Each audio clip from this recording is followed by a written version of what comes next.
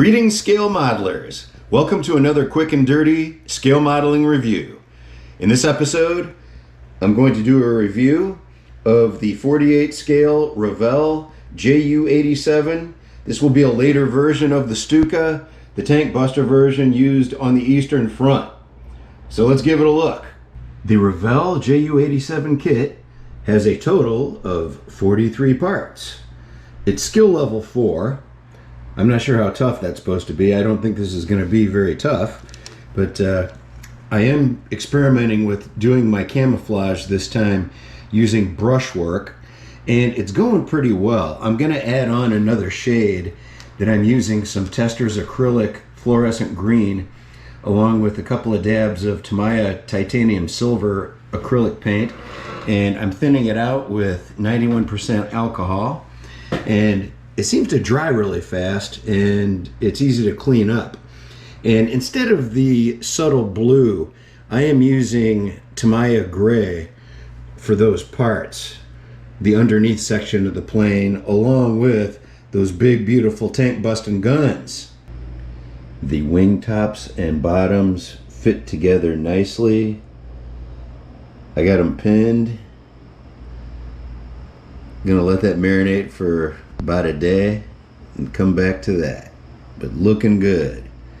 And I'm happy with my camouflage. In keeping with my tradition, I am not waiting a full day for the wing pieces to dry, and I'm going to add on the wheels now. And I just added on the vents, or the air intakes. I think they're air intakes. It would be easy to mess these four parts up, and it does matter how they go together, and so that's why Revell gets style points for putting numbers on the parts themselves instead of just on the tree. I like that a lot. That helps me out because I would have mixed that up. Okay, if you've seen my previous videos, you know I don't like being made to drill stuff when they could have just punched holes in it at the factory, but we need to make 4 holes in the wing, and this is the connecting piece. So I just put black paint on it and touched it on the wing, and that gives me my pilot spots to drill the holes so that the cannons can go on.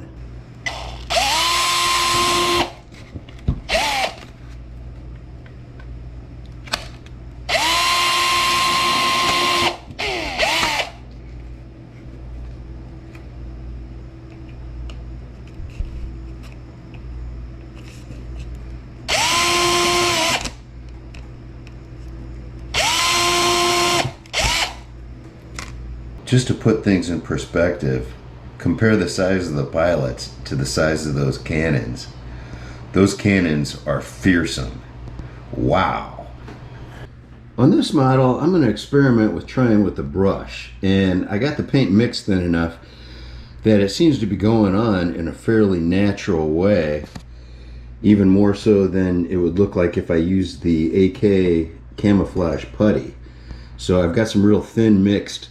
It's fluorescent green mixed with titanium silver, and I'm just letting it splash on in a natural way, and that's what I'm doing for the light green camo spots. And this is an experiment. Let's just see how it turns out. While doing my camo work, I'm trying to tap into the genius of the acting teacher Stanislavski, and I'm trying to enter the mind of a Luftwaffe painter. So I'm trying to pretend that I'm German, which I'm not, underpaid, which I'm really not, and pissed off, which I'm not. So the method acting here, I hope it's going to help with the camouflage quality. Let's see what happens here. I was not looking forward to getting the cannons mounted, but Revell, God bless them, these go in with a press fit, and they are staying in there tight. So I don't even need to finagle anything to make them dry on there straight. And boy, do I love it when that happens. Those went on really easy. I strongly recommend this kit, and it makes me want to try other Revell kits in this scale. The horizontal stabilizer slides right in. It's a great fit. This model is being a fun and easy build so far. All right, the early German canopies, well, many German canopies, they are very involved. So this is going to be a masking challenge, let's say. At least it's 48 scale and not 72 scale. A quick word about doing your canopies. It doesn't have to be the most expensive tape, but get the highest quality masking tape you can get a hold of. Don't mess with anything less than the best. You're wasting your time if you don't. And make sure you put a brand new sharp blade into your X-Acto knife to get those cuts. That, if you don't do that, you won't even come close. So do those two things and your average canopy job will improve. Quick tip. One last look at the flight crew, and you can almost see the instrument panel. And the decals, those have to sit in the water 2 or 3 minutes before you can even work them, but after that, they're okay. Here are the first 2 sections of the canopy, and for as complicated as these are with all the little crossbars, this came out pretty well. And I do have some knife gouges in there. I had to retape that section a couple of times to get close with it. And I just used Luftwaffe dark green Tamiya to paint the canopy. And the fit on this part right here, that middle section between Hans and Franz, a little bit precarious. So I'm curious to see how the final 2 pieces are going to fit, because the way that was tooled a little bit vaguely, so the fit might not be real good, but we'll find out.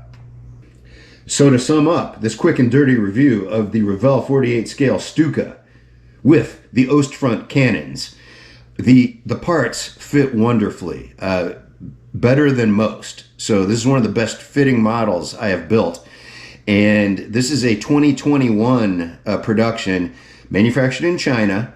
And the way the Stuka build came together, I'm going to be looking up more Revell kits from 2021, and because they're so much fun to put together. The instructions are very clear. The decals take a long time to loosen up, but they came together great, and I had no issues with that. So no issues with this model, nothing but good stuff. So if you see one of these and you want to build it, I strongly recommend it. This has been another quick and dirty model building review. Thanks for watching.